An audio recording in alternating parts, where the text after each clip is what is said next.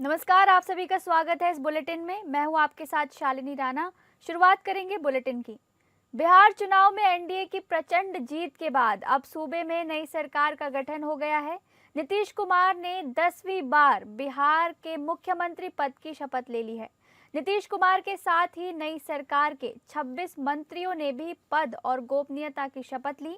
BJP के कोटे से सरकार में 2 डिप्टी सीएम बनाए गए हैं, सम्राट चौधरी और विजय कुमार सिन्हा।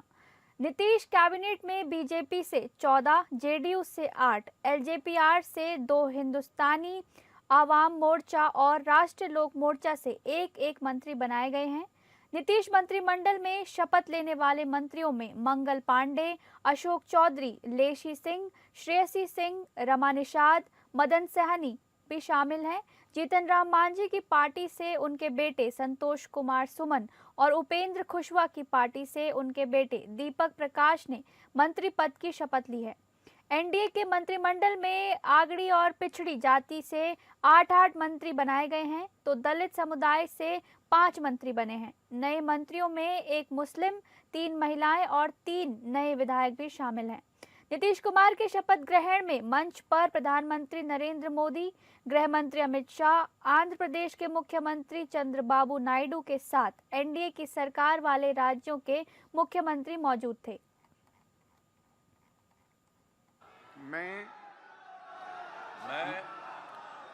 नीतीश कुमार सत्य निष्ठा से प्रतिज्ञान करता हूँ कि मैं विधि द्वारा स्थापित भारत के संविधान के प्रति सच्ची श्रद्धा और निष्ठा रखूंगा। मैं भारत की प्रभुता और अखंडता अक्षुण्ण रखूंगा।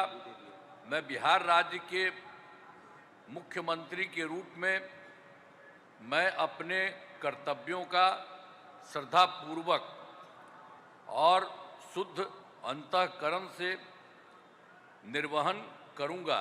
मैं सम्राट चौधरी ईश्वर की शपथ लेता हूं कि मैं विधि द्वारा स्थापित भारत के संविधान के प्रति सच्ची श्रद्धा और निष्ठा रखूंगा। मैं भारत की प्रभुता और अखंडता अक्षुण्ण रखूंगा। मैं बिहार राज्य के मंत्री के रूप में अपने कर्तव्यों का श्रद्धापूर्वक एवं शुद्ध अंतःकरण से निर्वहन करूंगा। मैं विजय कुमार सिन्हा ईश्वर की शपथ लेता हूं कि मैं विधि द्वारा स्थापित भारत के संविधान के प्रति सच्ची श्रद्धा और निष्ठा रखूंगा। मैं भारत की प्रभुता और अखंडता अक्षुण्ण रखूंगा।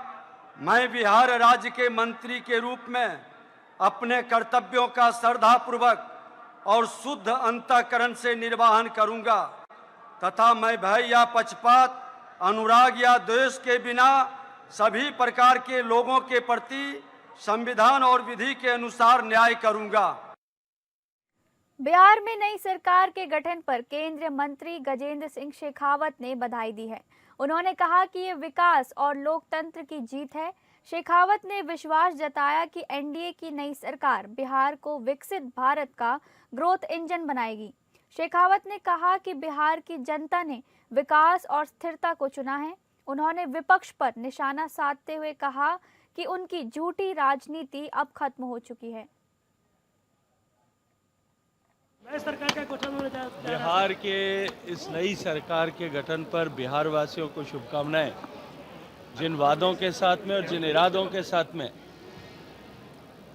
बिहार की जनता को ये नई सरकार और नया नेतृत्व मिला है, मैं बिहार की जनता को बहुत सारी शुभकामनाएं देता हूं और इस विश्वास के साथ में देता हूं कि बिहार आने वाले समय में विकसित हो रहे भारत का ग्रोथ इंजन बनेगा। बहुत सारी बधाई। पटना में सांसद मनोज तिवारी ने बिहार में नई सरकार के गठन पर बयान दिया है। उन्होंने कहा कि बिहार की जनता ने स्पष्ट संदेश दिया है कि राज्य के विकास के लिए जो काम करेगा जनता उसी के साथ खड़ी रहेगी। सांसद मनोज तिवारी ने कहा कि बिहार ने पूरे देश और दुनिया को संदेश दिया है कि अब राज्य में गुंडागर्दी और माफियागिरी नहीं चलेगी। जनता ने विकास और अपने हितों के लिए काम करने वाली सरकार को चुना है।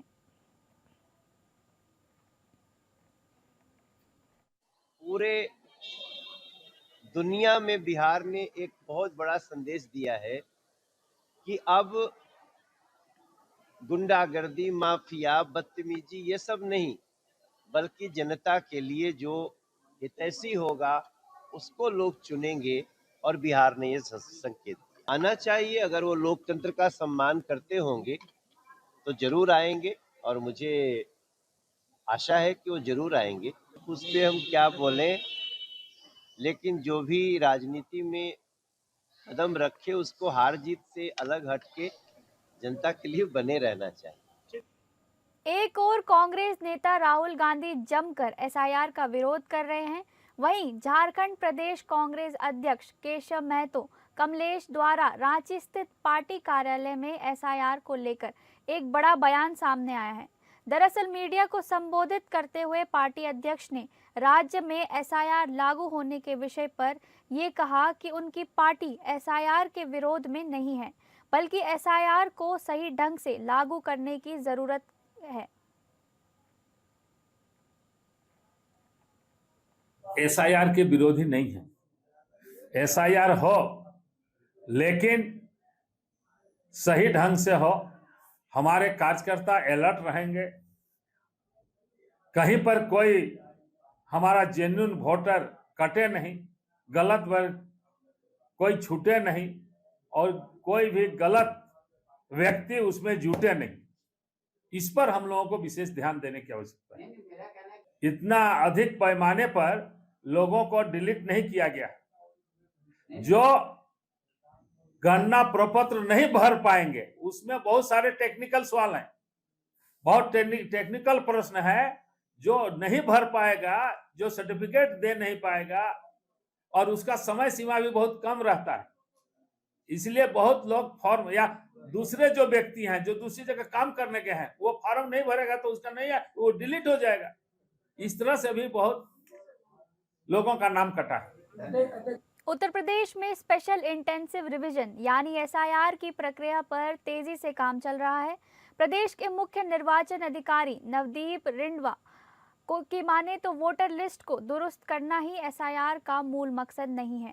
मतदाता सूची को पारदर्शी बनाना भी मुख्य उद्देश्य है। मुख्य निर्वाचन अधिकारी ने बताया कि जिनकी मृत्यु हो गई है या जो लोग दूसरी जगह शिफ्ट हो गए हैं, उनके नाम हटने चाहिए। हर किसी का सिर्फ एक ही जगह पर वोटर लिस्ट में नाम होना चाहिए।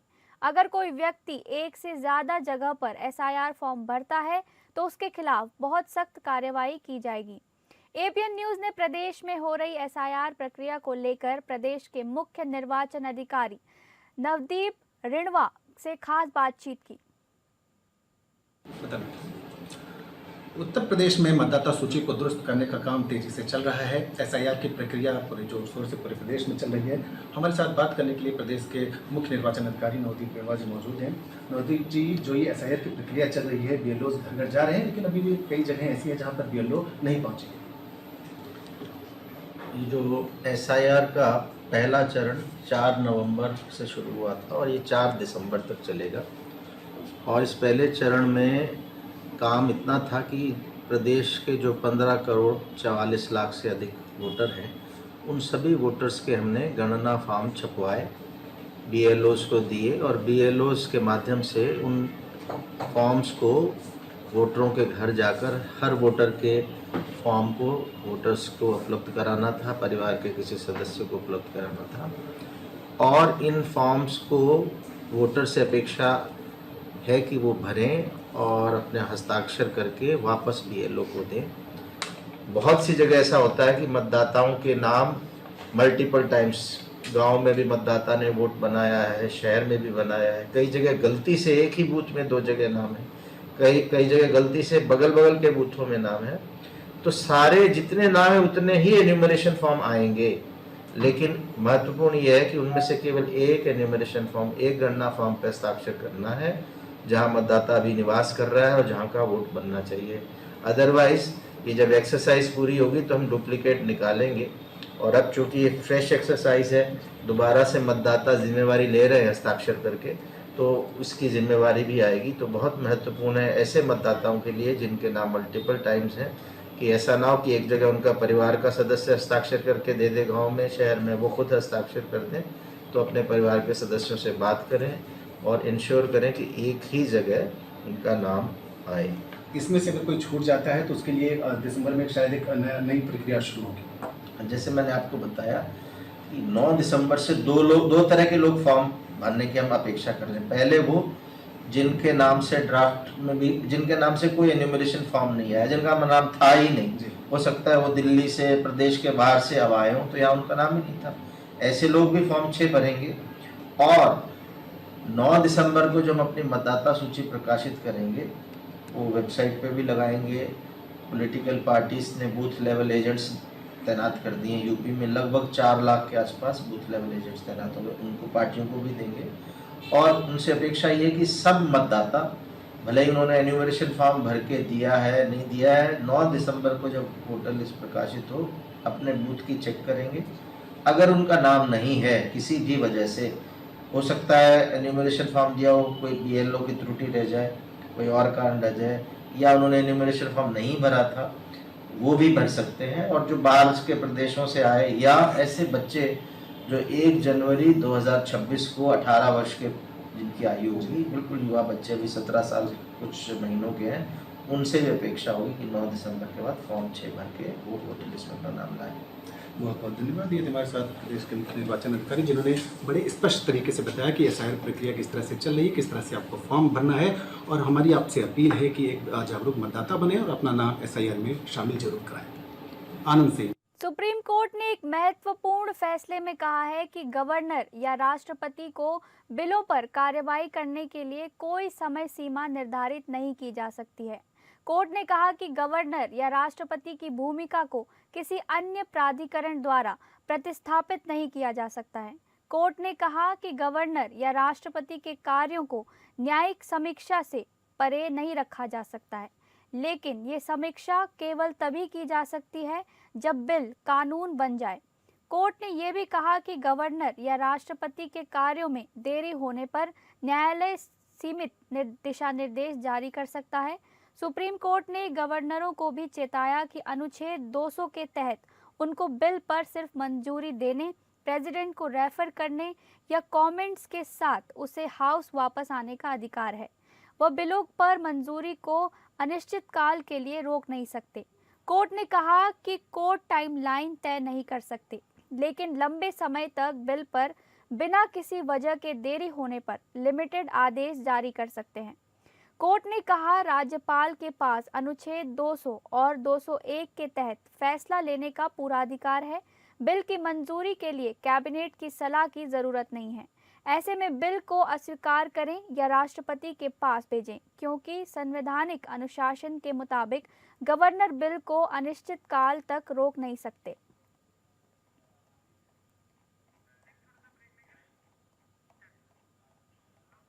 ईडी ने ब्लैक मनी और मनी लॉन्ड्रिंग केस में पहली बार रॉबर्ट वाड्रा को आरोपी बनाते हुए नई चार्जशीट दायर की है। ये मामला UK defence dealer Sanjay Bhandari से जुड़े कथित लेन देन से निकला है। वाड्रा का बयान जुलाई में पीएमएलए के तहत रिकॉर्ड किया गया था। ब्लैक मनी और मनी लॉन्ड्रिंग से जुड़े हाई प्रोफाइल केस में ईडी ने बड़ी कार्रवाई करते हुए रॉबर्ट वाड्रा को पहली बार आधिकारिक तौर पर आरोपी बनाया है।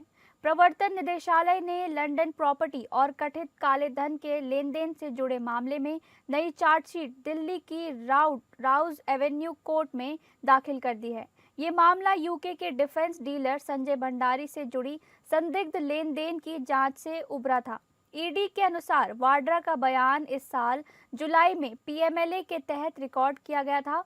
एजेंसी का दावा है कि वाड्रा और भंडारी के बीच वित्तीय लेन देन की कड़ियां मिली हैं, जिनमें विदेशी प्रॉपर्टी और फंड ट्रांसफर की जांच भी शामिल है। नई चार्जशीट को केस का टर्निंग पॉइंट माना जा रहा है, क्योंकि पहली बार वाड्रा को प्रत्यक्ष आरोपी के तौर पर नामित किया गया है। राउज एवेन्यू कोर्ट जल्द ही इस चार्जशीट पर संज्ञान लेगी। वाड्रा को 9वें नवंबर का आरोपी बनाया गया है। अब इस मामले पर अदालत 6 दिसंबर को विचार करेगी।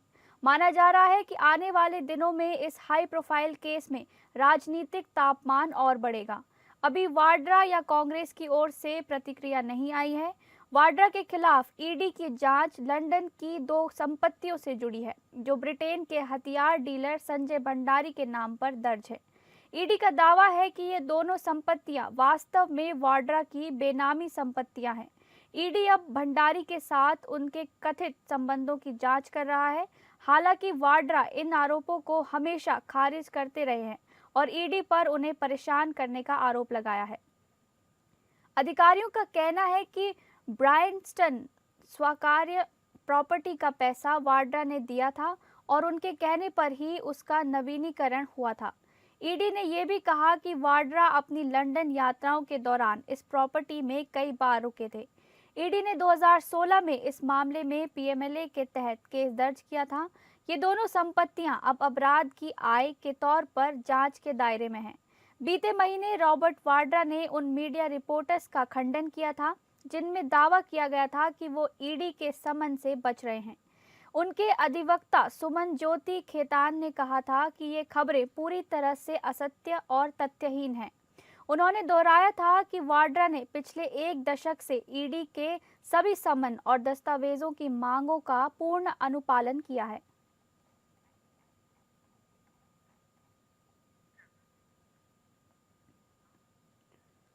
उत्तराखंड के पर्वतीय क्षेत्रों से हो रहे पलायन के बीच प्रवासियों के गांव और घर वापसी करने में सकारात्मक परिणाम सामने आए हैं।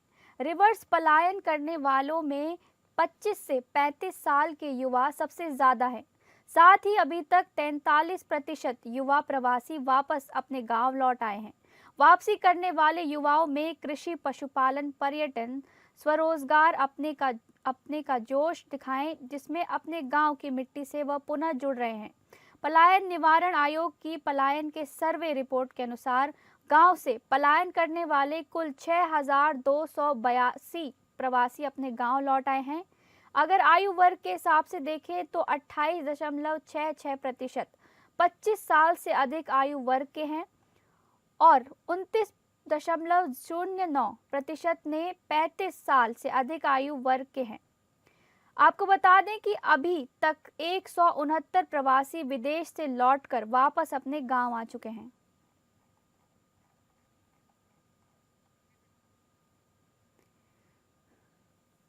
हरदोई जिले के संडीला कस्बे में स्थित लायंस पब्लिक स्कूल में बुधवार को अचानक उस समय अफरा तफरी मच गई जब कक्षा में बैठे कई बच्चों की तबीयत बिगड़ने लगी और कुछ ही मिनटों में 1 दर्जन से अधिक छात्र छात्राएं बेहोश होकर गिर पड़े। स्कूल प्रबंधन ने तुरंत बच्चों को नजदीकी निजी अस्पताल पहुंचाया, जहां डॉक्टरों ने स्थिति सामान्य बताई। फिलहाल पुलिस और प्रशासन मौके पर पहुंचकर मामले की जांच कर रहे हैं।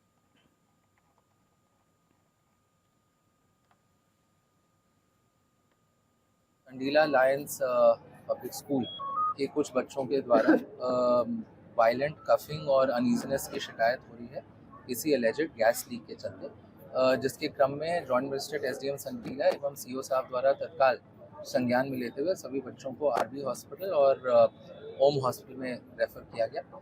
लगभग 16 ऐसे बच्चियां थी जो अफेक्टेड हुई थी। अभी सभी स्टेबल है। एक बच्ची जिसका वाइटल स्टेबल है, लेकिन उस पर पेन मैनेजमेंट बेटर करने के लिए उनको केजीएमयू रेफर किया गया है। कप्तान साहब और मेरे द्वारा भी मौके का निरीक्षण किया गया। हम हॉस्पिटल देखे, बच्चियों से हमने बात की, मुलाकात किया।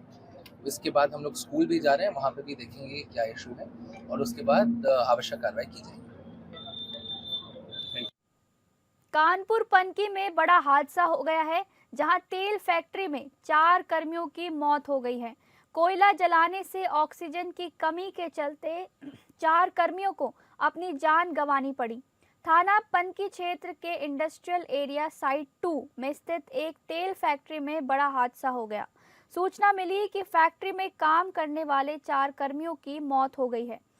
प्रारंभिक जांच में सामने आया है कि सभी कर्मी एक बंद कमरे में थे, जहां उन्होंने कोयला जलाकर ताप लेने की कोशिश की। कमरा बंद होने के कारण ऑक्सीजन की कमी हो गई और दम घुटने से चारों कर्मियों की जान चली गई।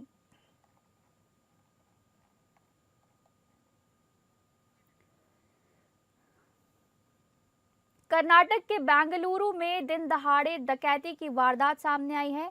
एक गिरोह ने एटीएम में कैश जमा करने के लिए नकदी ले जा रहे वाहन से 7.11 करोड़ रुपए लेकर फरार हो गया।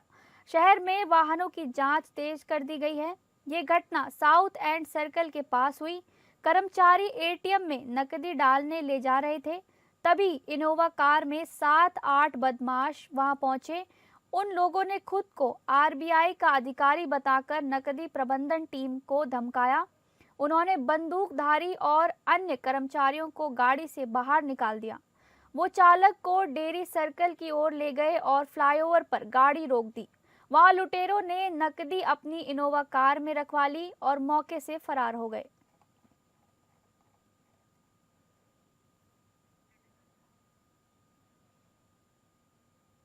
अमेरिका ने भारत को जैवलिन एंटी टैंक मिसाइलें बेचने की मंजूरी दे दी है। ये वही मिसाइलें हैं जो यूक्रेन युद्ध में रूस के बड़े बड़े टैंकों को आसानी से तबाह कर रही हैं। अमेरिका की डिफेंस सिक्योरिटी कोऑपरेशन एजेंसी ने ये ऐलान किया।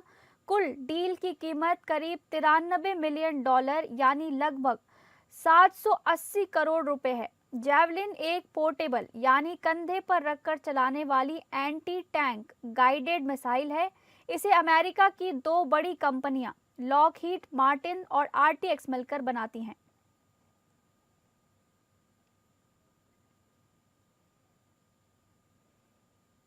फिलहाल इस बुलेटिन में इतना ही। नमस्कार।